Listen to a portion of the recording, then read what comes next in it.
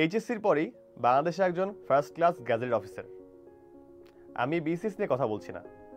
আসসালামু আলাইকুম, আমি আছি আপনাদের সাথে ফর্মার অফিসার ক্যাডেট জিহাদ, বাংলাদেশ আর্মি। তো বাংলাদেশ সেনা, নৌ ও বিমান বাহিনীতে কমিশন অফিসার হওয়ার মাধ্যমে আপনি হতে পারেন বাংলাদেশের একজন ফার্স্ট ক্লাস গ্যাজেটেড অফিসার। তবে এটা কি এইচএসসির পরপরই?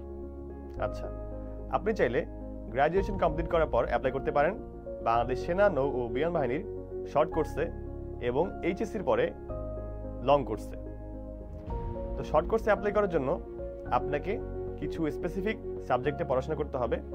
আপনি যদি বিস্তারিত জানতে চান, আপনি চাইলে সার্কুলার সার্চ করে সেখানে দেখতে পারেন যে গত কয়েক বছরে সার্কুলারগুলোতে কোন কোন সাবজেক্ট থেকে নেওয়া হচ্ছে।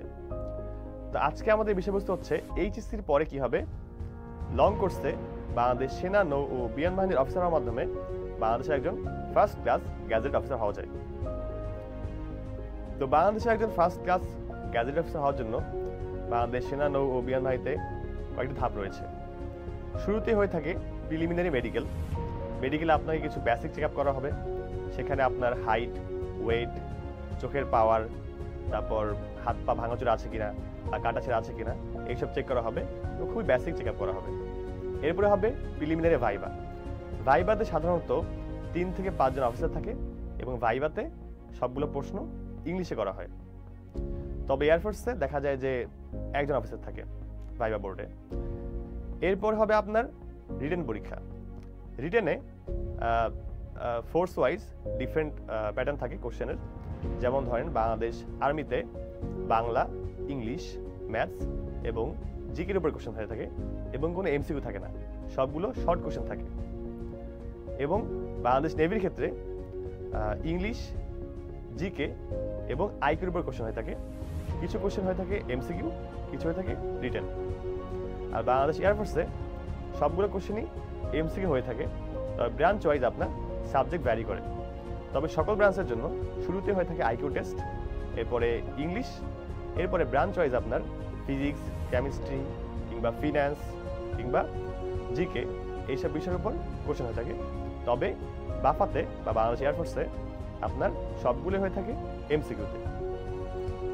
রিটেন পরীক্ষার পরে আপনার হয়ে থাকবে আইএসএসবি।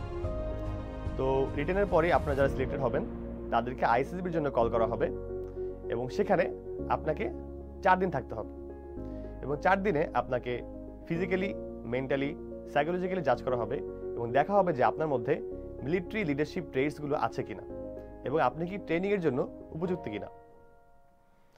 এরপরে আপনার হবে ফাইনাল মেডিকেল। ফাইনাল মেডিকেলে আপনার সব ধরনের চেক আপ করা হবে। আপনার যদি পূর্বে কোনো সমস্যা থেকে থাকে ফিজিক্যালি, আপনি চাইলে ডক্টর দেখিয়ে সেটা সমাধান করতে পারেন। এবং ফাইনাল মেডিকেলের পরে আপনাকে দেওয়া হবে জয়নিং লেটার। জয়নিং লেটার মানে হচ্ছে আপনার সিলেকশন কমপ্লিট এবং আপনি একাডেমিতে জয়েন করবেন।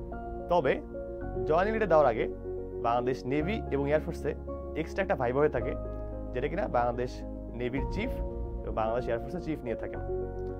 এই ভাইবার পরে আপনি ফাইনালি সিলেক্ট হবেন এবং আপনি বাংলাদেশ মিলিটারি একাডেমিতে ট্রেনিং করতে যাবেন। বাংলাদেশ আর্মি, নেভি এবং এয়ারফোর্সে বাংলাদেশ মিলিটারি একাডেমিতে 70 দিনের একটা ট্রেনিং হয়ে থাকে, যেটাকে বলা হয়ে থাকে বাংলাদেশ সশস্ত্র বাহিনীর জয়েন্ট সার্ভিস ট্রেনিং। এই ট্রেনিংয়ের পরে বাংলাদেশ নেভি এবং এয়ারফোর্সের ক্যাডেটরা চলে যায় তাদের নিজস্ব একাডেমিতে, বাংলাদেশ নেভাল একাডেমি যেটা কিনা চট্টগ্রামে এবং বাংলাদেশ এয়ারফোর্স একাডেমি যেটা কিনা যশোরে।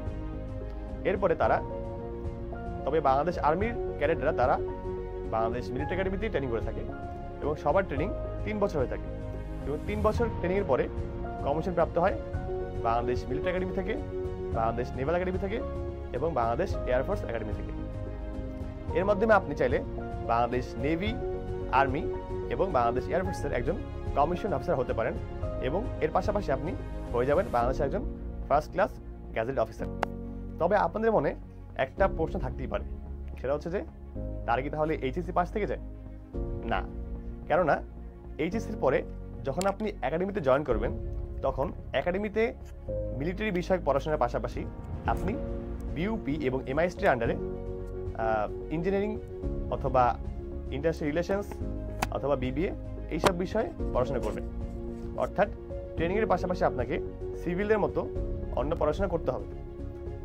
তো এর পরবর্তীতে আপনার কমিশনের পরে আপনি গ্র্যাজুয়েশন কমপ্লিট করবেন। গ্র্যাজুয়েশন কমপ্লিট করার পরে আপনি চাইলে পরবর্তীতে উচ্চতর ডিগ্রির জন্য দেশে এবং বিদেশে বিভিন্ন ডিগ্রি নিতে পারবেন। এই হচ্ছে আমাদের আজকের বিষয়বস্তু, বাংলাদেশ সেনা নৌ ও বিমান বাহিনীতে কমিশন অফিসার হওয়ার মাধ্যমে একজন ফার্স্ট ক্লাস গ্যাজেটেড অফিসার হওয়া। তো আপনারা যদি এই বিষয়ক পরবর্তীতে আরও বিস্তারিত জানতে চান, আপনারা চাইলে কমেন্ট করতে পারেন এবং আমাদের চ্যানেল থেকে অন্যান্য ভিডিও আসবে। আপনারা আমাদের পেজ এবং চ্যানেলকে সাবস্ক্রাইব বা ফলো করবেন। পাশাপাশি আমাদের একটা গ্রুপ থাকবে, ফেসবুক গ্রুপ, তার নাম হচ্ছে হালকেনস্টাইন মিলিটারি প্রিপারেশন। এই গ্রুপে জয়েন হয়ে যাবেন। ধন্যবাদ।